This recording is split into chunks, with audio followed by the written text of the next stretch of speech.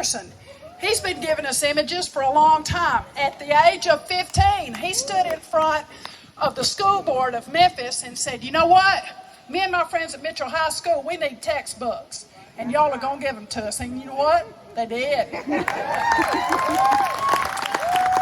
stood in the well at the Tennessee House because the legislature wouldn't do anything to protect us and our children from gun violence. Yeah. And in the last couple of weeks, wow, the images that he's provided. He stood toe-to-toe with a white man who was standing in front of a shut door. And behind that door were people who were losing their right to matter at the hands of the racist on the other side of that door. And he stood there face-to-face with him. And guess what? 2 days later, he stood face-to-face with another white man. This time he was wearing a sheriff's deputy uniform. And he was trying to remove him from a building he was elected to serve in. Those are the images we cannot forget. And what's the image today? Justin Pearson is here on a farm in the wealthiest county in Tennessee, 200 miles from Memphis by distance. It's a light year from Memphis by needs and problems. And yet here he is needing our vote. Y'all, the Republicans are using us. They're using us to cancel out votes, and we cannot let that happen. We have got to stay on it and vote and get people registered to vote. And I couldn't be more happy to introduce to you the next U.S. Congressman from the state of Tennessee. And your next image is him being sworn in. Woo!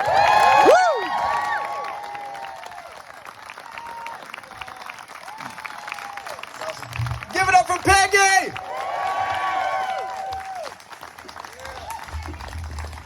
Back home, in our district, we start the same way. I say, who fired up? You say, we fired up. And because of racist redistricting, this is our district. So who fired up? Who fired up? Who fired up? Yes, we fired up. We fired up because we've got to be for such a time and moment as this. When the white supremacist domestic terrorist named Donald Trump is seeking to destroy our democracy for his own benefit, we've got to be fired up. When we are at war, created by one man who didn't want us to look inside of the Epstein files, and instead he bombs a school full of girls, increases the gas prices of people in Williamson County, people in Shelby County, people in Maury County for his own benefit, we've got to be fired up. When a billionaire who is treating the White House more like a plantation and his own tool of white supremacist power is building a multi-billion-dollar ballroom while people in our communities are still struggling. We've got to be fired up. And I say that knowing that I'm in Williamson County. But what we know is that if we have brothers, sisters, and siblings who are struggling anywhere, even the wealth, the benefit, the power, the privilege we have does not do enough for lifting all of us up. We have to have a politic that recognizes that our privilege and our power is not good enough if it is concentrated in one county, in one place. And there are other people who are in our district who are making $17,000 a year. That's District 9. District 9 holds the wealthiest county and holds some of the poorest counties. And we have to recognize that our humanity, our success is intertwined and intermingled with the success of the other people across this state. They tried to do this to divide us, but instead you brought us closer together. You rigged the map, but you can't rig the momentum of this moment where we recognize that our justice is intertwined. Our fight for fairness is intertwined. Our fight for civil rights and equal rights and voting rights is intertwined. Because if the people of Williamson County and Maury County and Shelby County are not doing all right, nobody's doing all right. That's what they have awakened. And it's our job in this moment and in this time to show what true power looks like. It looks like folks like Senator Oliver standing on business. It looks like the wonderful people in Williamson County saying, Representative, I'm in your new district and I'm ready to knock doors in it. I'm ready to be a street captain, a neighborhood captain. This is how we build power. It is by not quitting and not despairing in this moment. And I'll be honest, that's hard. That's difficult.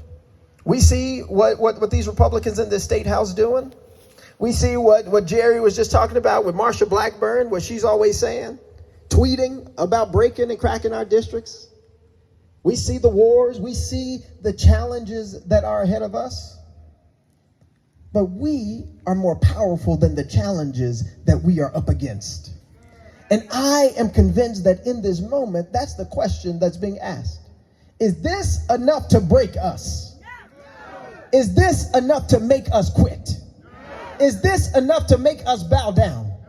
Is this enough to make us throw in the towel? No, it is not. Because we hold something that they do not have. See, they've got the titles, right?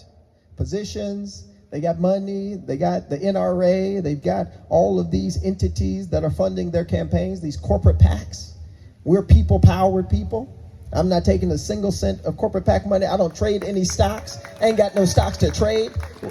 We are building a people-powered, people-centered movement because it keeps you honest. Because your question isn't, what does my biggest funder think? Your question is, what's best for the people? What's best for my district?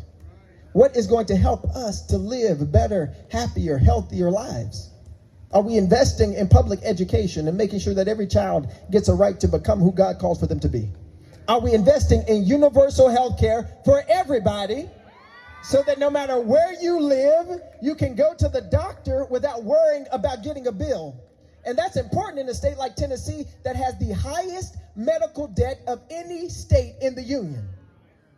We have to fight to increase wages, because if we do not deal with the root causes of poverty, we can't deal with the other multiplier effects that stem from it. We have to invest in veterans. Republicans don't care about veterans. They don't. Billions of dollars across this district and our state that are supposed to go to veterans never make it to their pockets, because we don't have people in DC fighting for them and advocating for them. And we've got a system that is rigged. It's rigged for billionaires who want to keep polluting the air that we breathe, building data centers that we do not need, and buying politicians because they can't convince us of their politics. That's where we are right now. And people power is the only way that we fight back. And y'all show up to amazing events like this. I mean, look around. This is beautiful Williamson County. Look at your neighbor. I'm serious. Look at him. Look at him. If you're married to him or not, look at him. Look to your other neighbor and say, I'm glad you're here. Look to your other one and say, I'm glad you're here. This is what it is going to take. Because right here, each of us know 10 people. We can leave here today and call 10 people and say, you missed something.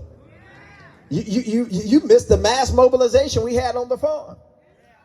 Call them. Bring them in. That's your siblings. Those are your aunties, your uncles, your grandkids, your nieces, your nephews, your brothers. Call them and tell them this is the moment.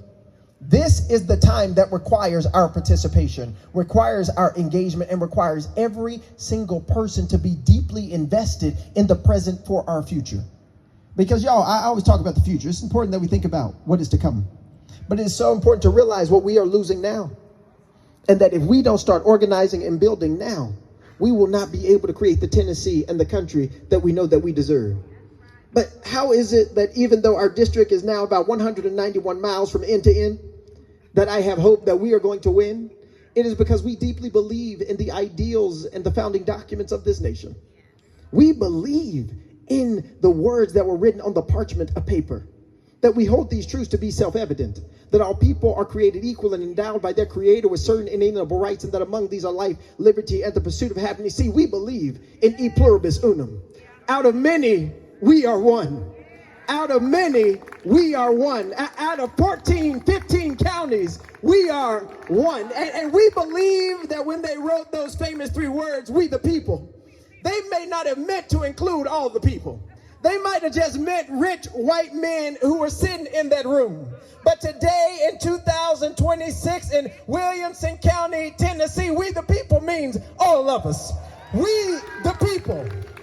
We the people. When I say we, you say the people. We,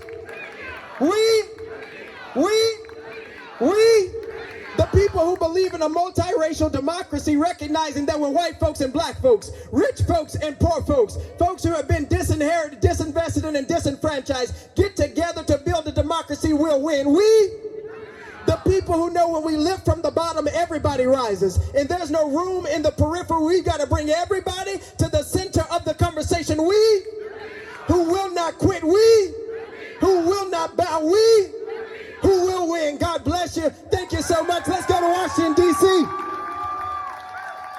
We.